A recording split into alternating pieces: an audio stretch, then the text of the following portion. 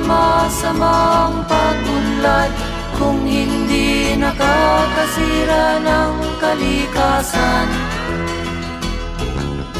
Darating ang panahon, mga ibong dala ay wala nang madadakuan.